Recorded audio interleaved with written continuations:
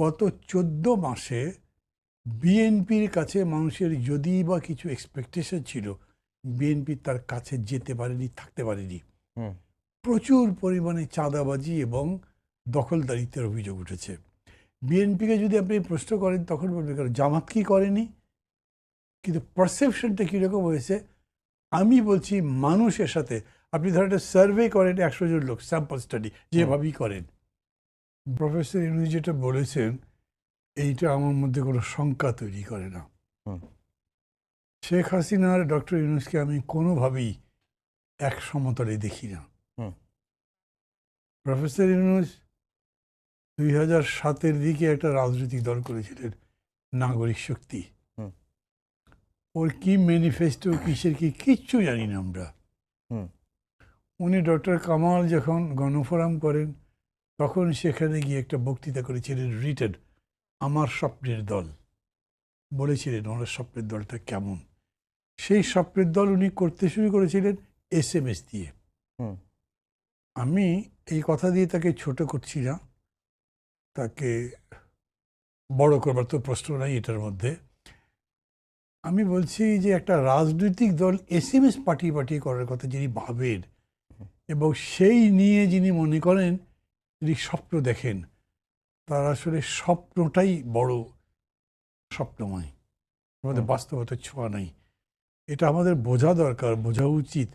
উনি রাজনৈতিকভাবে খুবই দুর্বল, কাঁচা মানুষ একটা, এবং এখন উনি যে সমস্ত কথাবার্তা বলছেন এগুলো খুবই একটা কাঁচা মনের বা বুদ্ধির পরিচয়। আমি আবার বলি, মানে উনি তো সব জায়গায় আমি বলি হি ওয়াজ মাই ডাইরেক্ট টিচার, ওরভাবে আমার বলা ঠিক নয়, কিন্তু রাজনীতির প্রশ্ন যখন আসে তখন না বলে পারা যায় না। এই নিউ ইয়র্কেই একটা প্রশ্নের জবাবে উনি বলেছেন আওয়ামী লীগকে ব্যান করা হয়নি, সাময়িকভাবে তার কার্যক্রম নিষিদ্ধ করা হয়েছে, যে কোনো সময় এটা উঠে যেতে পারে। তার সরকারের আরেকজন উপদেষ্টা যিনি আইন দেখেন তিনি বলেছেন এটা তো এখন কোনো সম্ভাবনাই নাই, অদূর ভবিষ্যতেও নাই। You are the leader, not যে আপনি উপদেষ্টা উনি প্রধান উপদেষ্টা, কিন্তু এতে ওনার কোনো বিকার নেই, উনি এগুলোকে বড় মনে করেন না। হয় কি ধরেন এক একজন মানুষের দৃষ্টিভঙ্গি, মনন, চিন্তা, কালচার এক একভাবে গড়ে ওঠে, এবং ধরেন এক এক পেশার মানুষ কিন্তু কথাও এক এক রকম করে বলে। ডাক্তার তিনি যেরকম করে বলেন, ডাক্তারদের বেশিরভাগের হাতের লেখাই পড়া যায় ঠিক মতো, ইঞ্জিনিয়ার এরকমই কথা বলেন না, আমলা আরেকভাবে কথা বলেন, লয়ার আরেকভাবে কথা বলেন।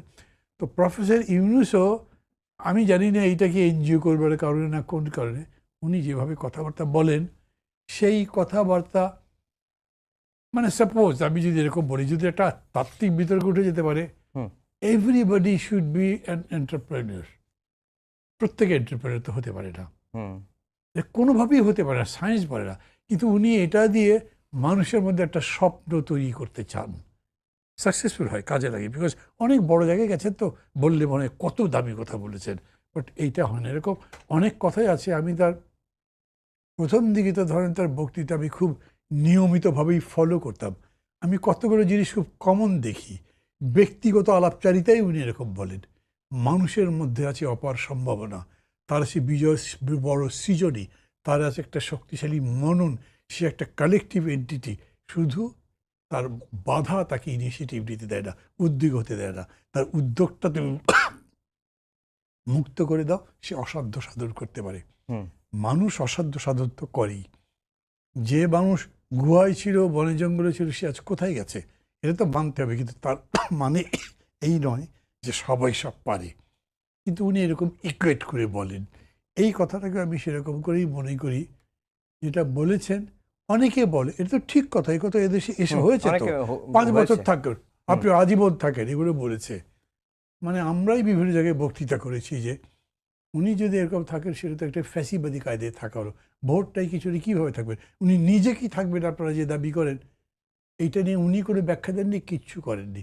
এখন যে বলেছেন আচ্ছা একটা কথা হয়ে গেছে ফরগেটিং, ওনার মানে অ্যাটিচিউডটা এইরকম অনেকটা হ্যাপি গো লাকি টাইপের, অনেকটাই আপনার কী বলবো, মানে আপনি ওনাকে বলতে পারেন ওনার এই অ্যালাইনমেন্ট, ওই অ্যালাইনমেন্ট ইত্যাদিতে আছে না, আপনার মনে আছে, আমি ঠিক মানে বিবৃতিটা উল্লেখ করবো না, উনি বেশ কয়েকজন নোবেল লরিয়ের সহ একটা কী বিবৃতি দিয়েছিলেন, এবং সেটা নিয়ে আন্তর্জাতিক কি বিতর্ক তৈরি হয়েছিল।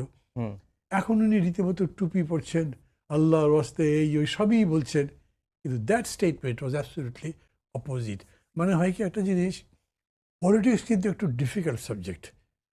কোন অর্থে ডিফিকাল্ট আমি বলি, কেউ যদি মনে করেন আমি সবসময় সত্যি কথা বলবো, পলিটিক্স করলে সবসময় সত্যি কথা বলতে পারবেন না। আপনি খুব বেশি অনেস্ট কি হতে পারেন, আমি মিথ্যা বলবো না, আমাকে যখন সত্য বলতে পারবো না তখন নাই বললাম, বাকি যখন আছে তখন সত্যটা বলবো, অথবা সত্যের আশেপাশেই থাকবো, দূরে থাকবো না। আমি এই কথা বলবার পর অনেকে আমাকে মনে বলে, আরে বাবারে তো ধান্দা করছেন আপনি, যে বক্তৃতা করছেন ইলেকশনের সময় কয়টা কথা কয়জন নেতা পরবর্তী সময় ক্ষমতা গেলে রাখতে পেরেছেন। These are realities. মানে হয় কি, মানে যখনই যেহেতু পলিটিক্স একটা, তার মধ্যে যদি Democratic politics, bourgeois parliamentary politics হয়, এটা একটা মেজরিটি রুলের প্রশ্ন আসে, তখন তো মেজরিটির কাছে আপনার মাথা নত করতে হবে। সেই মেজরিটি সবসময় সত্যি না। সমগ্র পৃথিবীব্যাপী বলছে সূর্য পৃথিবীর চতুর্দিকে ঘোরে, সেটা তো আর সত্য নয়, সত্যটা সত্যই। কিন্তু আপনি সত্য বলার কারণে তো ফাঁসি হয়েছে কোপারনিকাসের, গ্যালিলিওর কি হয়েছে আমরা জানি। এই অর্থে আমি বলছি যে উনি ওই ধরনের একজন সাত্ত্বিক সত্যবাদী, এগুলো হয়তো তার ড্রিমের মধ্যে আছে, হুইচ আর নট রিয়েলিটি। যেটা বলেছেন রিয়েলিটি বলেননি উনি, ওই শুনেছেন ওইটাই বলেছেন, বোঝাতে চেয়েছেন যে অনেকে তো বলেছে আমি তো চাইনি, এখন তো দিতে চাই।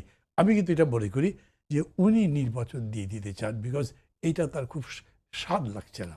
আছে একটু শাপলা প্রতীক নিয়ে, যেটা আপনার একটা স্ট্যাটাস দেখলাম, অনেকেই এনসিপির নেতারা সাধুবাদ জানাচ্ছেন, তো সেই বিষয়ে একটু যদি বলবেন, যেহেতু ইলেকশন কমিশন বলছে তাদের এটা তো তালিকাতেই নাই, তাহলে কিভাবে? জানি এটা খুব অহেতুক বিতর্ক করা হচ্ছে, কারণ এই প্রতীক তো নাই। দ্বিতীয় কথা, আমি এটা বলি নাই যে আমি ওদেরকে দিয়ে দিতে বলছি। আপনি বলেছেন মামলা করবেন। আমি বাবাকে যখন ওরা এসছে বলেছে, তখনই বলছি দেখো তোমরা যে ভূমিকাটা শেখ হাসিনার বিরুদ্ধে লড়াইয়ে লাগিয়েছো, যে করেছো, তোমাদের প্রতি আমার রেসপেক্ট আছে, কিন্তু আমি প্রথম চেয়েছি আমি তোমাদেরকে ইলেকশন কমিশন দিতে পারবে না। তারপরেও যদি ইলেকশন কমিশন দিয়ে দেয়, আমি তোমাদেরকে এরকম অঙ্গীকার করতে, যেহেতু বারবার বলছিল আমি কোনো মামলা করব না, কিন্তু আমার কথা আমি বলবো যেটা অন্যায় হয়েছে, অন্যায় করা হচ্ছে। অনেকে আবার বলছেন যে আপনি মামলা করবেন না, কিন্তু আবার এটা নিয়ে বলার একটা সুযোগ থাকবে যে যদি প্রতীকের তালিকায় না থেকে যদি দিয়ে দেওয়া হয়, তখন তো প্রশ্নটা উঠবে। সেটা আমি তুলব না, সবাই তুলবে, তাতে তো আবার কিছু করার নেই। কিন্তু আমি দিয়ে দিলে বলবো যে দেওয়াটা ন্যায্য নয়, কিন্তু মামলা করছি না।